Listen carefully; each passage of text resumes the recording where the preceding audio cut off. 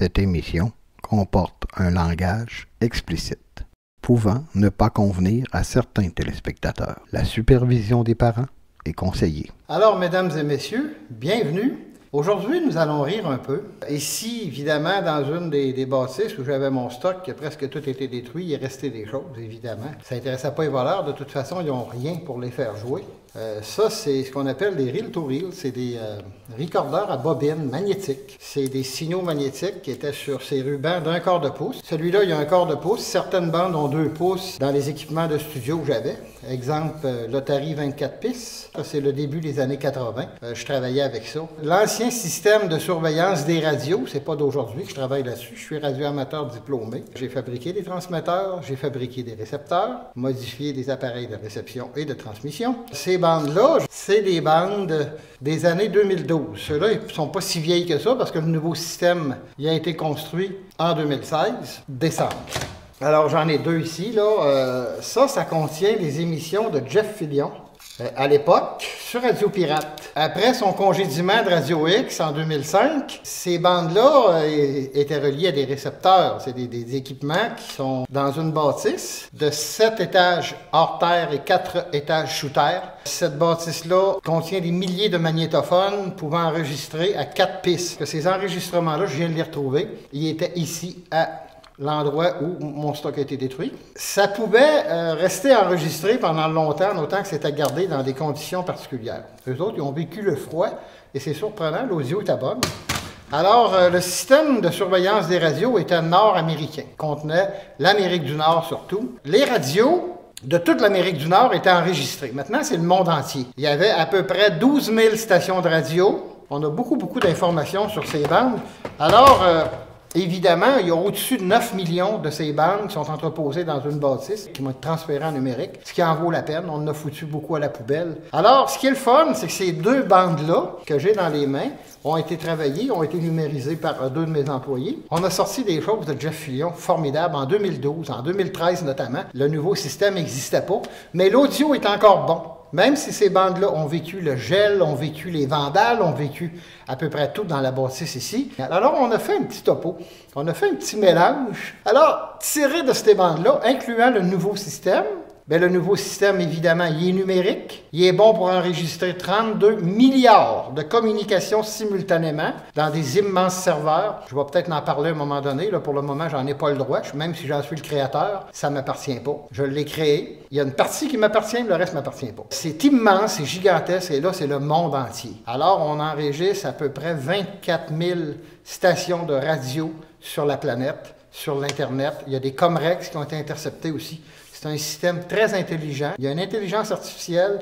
C'est assez complet. Mais avant, quand on voulait faire un montage, c'est pour ça que j'ai demandé à mes employés de numériser ça. Il fallait prendre une lame de rasoir, étendre le ruban dans une espèce de socket approprié, là, dans une espèce de pad, et puis on coupait avec une lame de rasoir en diagonale la partie qu'on voulait enlever. Et on collait. On coupait, on collait, on coupait, on collait. Fait que là, c'est les originaux. Évidemment, je touche pas à ça, ça va retourner dans une voûte. Alors, à cette heure, avec le numérique, un coup que c'est numérisé, le logiciel nous permet de faire des coupures. On a fait un petit mélange de 2012, de 2013 et d'aujourd'hui. Il n'y a pas si longtemps, Jeff Fillion a dit des mots assez intéressants qui pouvaient nous permettre de compléter le montage. Alors évidemment, depuis 1982 à aujourd'hui, on a des enregistrements, mais depuis le 22 décembre 2016, tout est numérique, ce qui est encore plus facile.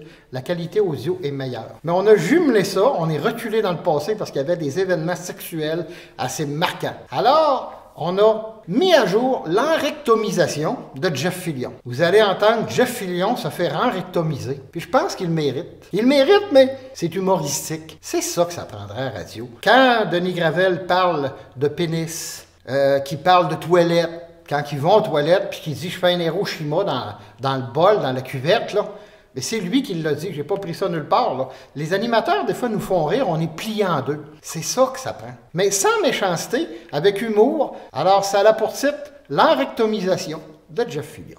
Radio X. Tout ce qu'on vous demande, c'est d'être généreux dans vos propos. Soyez croustillant. J'aimerais ça que tu me masturbes avec ton gant de hockey. Ils vont nous mettre ça dans la gueule. Prêt à manger. Ils mangent des pénis. Pardon? Il faut toujours qu'il y ait un peu de graines. Hein? Toujours un peu de graines. T'as mangé une petite barre. Une petite barre tendre. Ça, c'est mortel, les petites barres tendres. Prêt à manger. Le gars se manger le pénis par l'autre. Oh, il a goûté! C'est-tu gênant ou t'es à l'aise de la façon dont tu fais ça? Oh, chérie, je t'ennuie tellement de toi, là. Le mec t'arrive, va te lécher, c'est partout. Je m'ennuie de toi. Il arrive à la maison, puis le gars, il en mange une tabarouette. Ça va lui donner un petit peu de temps pour se tourner de bord. Quand on se fait fourrer... Va pas là. Double pénétration. Non. Puis là, je vois le gars dans son habit de hockey. Quand tu vas me palanter par en arrière, tu me fonces dedans. Penche-toi. Et c'est la passe de la savonnette.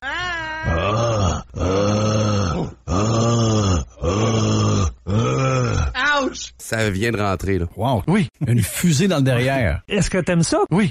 Ça ouvre des horizons. Le tour du chapeau. Tu me fais un cross-check. Wow. Puis là, tu me fais le tour du chapeau. Oui. Tu me la mets dans le top net. Oui. Il y aura pas d'hors-jeu.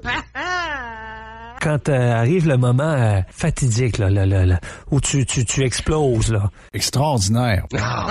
C'est gros. Est-ce que t'aimes ça? Oui. Garde-toi, chérie, vas-y, puis fonce. Ah oui, il aime ça. Tu te sens viril avec ça. Oh. On aime ça. Oui. T'aimes ça, ma pute? Oui. Voyons donc.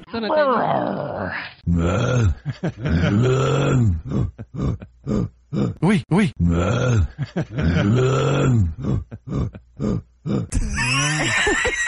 Wow, merci. On t'aime. Oui, c'est bien le fun. Oui, c'est... J'espère que vous avez ri. Partagez-le. Faites rire vos amis. Jeff Fillion qui se fait rectomiser. Il a pas de l'air à haïr ça, hein? Il a de l'air à aimer ça à la fin. Au début, il est rough un peu, là. Il est rébarbatif, mais un coup que... Merci d'avoir été là, mesdames et messieurs. C'est tout pour le moment. Ça avait pour but de vous faire rire. Je ne veux pas la faire trop longue, évidemment, parce que j'ai de l'ouvrage. Je ne peux pas faire de longues vidéos présentement. J'ai hâte d'avoir fini. Ça va finir un jour, là.